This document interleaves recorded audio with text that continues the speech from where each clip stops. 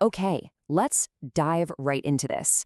Welcome back to The Explainer. Today, we're unpacking a truly foundational concept from Dr. Jeffrey Niehaus's biblical theology, the Abrahamic covenant.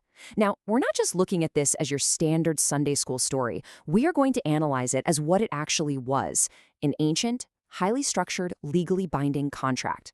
This covenant is literally the starting point of a massive special grace program that fundamentally alters the entire course of human history. So, let's get into it. So think for a second about the difference between a casual handshake promise and a formal, legally binding treaty. Dr. Niehaus gives a fantastic analogy for this that I just love. Imagine the president of the United States and the president of Russia sitting down together at a huge mahogany table. They've negotiated this massive world-changing trade treaty. Each has a beautiful leather-bound copy right in front of them, gold pen in hand, ready to go. But if one of them decides at the very last second to back out before actually signing, well, there's no treaty. The plans are there, the promises have been spoken, but absolutely nothing is in legal effect. And this brings us to a really crucial distinction in the biblical text itself. Over in Genesis 12, God tells Abraham to leave his country, promising to make him into a great nation and to bless him. It's an incredible set of promises and plans for sure. But at this point, Abraham is simply a devoted subject receiving these future-looking promises. Many people mistakenly think the covenant itself starts right there. It doesn't. You actually don't have a legally binding contract until you hit Genesis 15, where the text explicitly states that on that specific day, the Lord cut a covenant with Abraham. Section 1, the suzerain and the vassal. To truly grasp what it means to cut a covenant, we have to step back into the fascinating geopolitical reality of the ancient Near East. In the ancient world, powerful emperors, known as suzerains, would make treaties with lesser kings, known as vassals. Now, some scholars used to think the Abrahamic covenant was just a pure grant, meaning God basically handed Abraham the deed to the land and said, "Here you go, enjoy." But ancient history tells us a very different story. Dr. Niehaus compares this to the historical annals of an Assyrian king named Tukulti-Ninurta I, way back around 1200 BC. This king gave his subjects a grant of territories, but they actually had to go out and conquer them.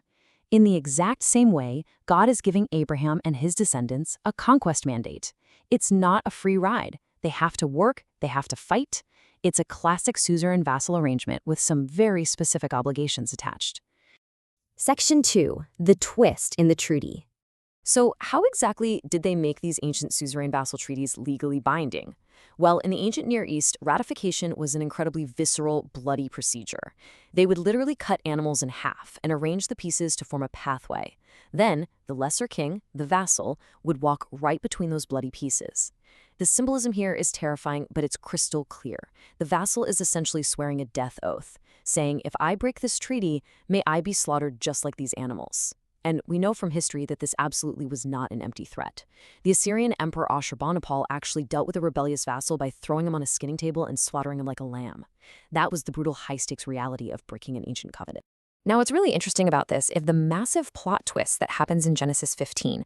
According to all known ancient historical protocols, Abraham, the vassal, should have been the one to walk through those animal pieces. Suzerains never ever walked through the pieces because, theoretically, the suzerain never did anything wrong. But in this account, Abraham actually falls into a deep sleep, and a flaming torch, a theophany, which is a visible manifestation of God, passes between the pieces instead. It's wild. God is symbolically saying, if there is covenant breaking by you or your offspring, I will take the punishment on myself. Section 3, signs of the covenants. So God cuts this profound, unconditional legal contract in Genesis 15, but then in Genesis 17, he puts it into active physical effect. This brilliantly illustrates how God's covenants are structured and how they operate. Every covenant has a specific physical sign. God establishes the Abrahamic covenant based on faith, and its sign is circumcision. Later on, the Mosaic covenant is established based on the law, and its sign is the Sabbath. And finally, we get the New Covenant, established in grace and the Spirit with a sign of baptism. In ancient times, an Israelite was actually living under two covenants simultaneously, marked by circumcision for the Abrahamic and keeping the Sabbath for the Mosaic. Today, of course, the New Covenant takes up and supersedes the previous ones. The absolutely crucial point here is understanding how these legal frameworks interact over a long timeline. The Apostle Paul makes a brilliant legal argument about this exact chronology. The original Abrahamic covenant was established purely on a promise of faith. The Mosaic law didn't come along until 430 years later. Paul correctly points out that a new law, introduced 430 years after a binding contract, does not suddenly set aside or cancel out the original promises. It just doesn't work that way. The Mosaic Law merely acted as a temporary pedagogue, like a strict tutor, until the new covenant fulfillment finally arrived on the scene. Section 4, the ultimate test. Moving chronologically, we arrive at Genesis 22. This is the absolute climax of Abraham's life and the ultimate test of his faith within this whole covenantal relationship. God commands Abraham to take his only son, Isaac, up to Mount Moriah to sacrifice him. It's a gripping, truly agonizing narrative. But Dr. Niehaus highlights something so profound here. The Christological parallels are just unmistakable. Think about it. God actually puts Abraham in the incredibly privileged yet heart-wrenching position of experiencing exactly what God the Father will experience later, a father sacrificing his only son. Ultimately, as we know, God intervenes and provides a ram caught in a thicket as a substitutionary sacrifice, perfectly foreshadowing the ultimate sacrifice of Christ. Right after this incredible event, Abraham names the place Jehovah-Jireh. Now, traditionally, you'll see this translated as the Lord will provide, but the literal Hebrew translation is actually the Lord will see, or more accurately, in the passive form used for theophanies, the Lord will appear. This is absolutely fascinating because it isn't a divine name for God. It's a specific place name for Mount Moriah, meaning one will see the Lord here.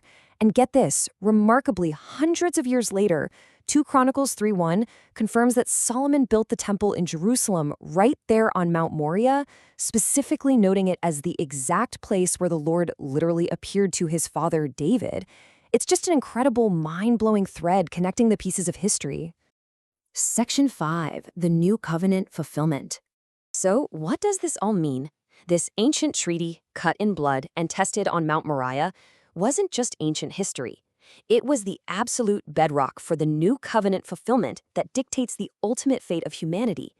You see, the old Mosaic covenant gave a perfect standard of living, sure, but it was intentionally deficient in one critical area. It didn't change human hearts. And because it lacked the power to actually change a person from the inside out, failure was completely inevitable. But this failure was entirely by design. It was a pedagogical tool designed to show the people that they could never, ever achieve righteousness on their own. They desperately needed the promise found in Ezekiel 36:27. They needed God to literally put his spirit inside them to move them to obedience. And when the Israelites inevitably broke the Mosaic covenant and were sent into a brutal exile, God didn't abandon them. But notice this carefully. When God later rescued them from that exile, he didn't do it based on the broken Mosaic law. The text says he rescued them because he remembered his covenant with Abraham, Isaac, and Jacob.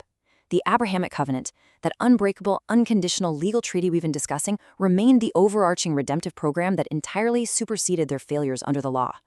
Which leaves us with a truly staggering thought to conclude this explainer. God, the ultimate suzerain, constructed this entire legal contract, perfectly knowing beforehand that humanity, his vassals, would fail. He deliberately walked through those bloody animal pieces back in Genesis 15, symbolically taking the curse of a broken covenant upon himself, fully knowing it would eventually cost him the ultimate penalty, the sacrifice of his own son. That is the profound, relentless grace woven throughout all of biblical theology. I really hope mapping out this structure has completely changed how you view these ancient texts and leaves you eager to dig even deeper. Thanks for joining me on this one.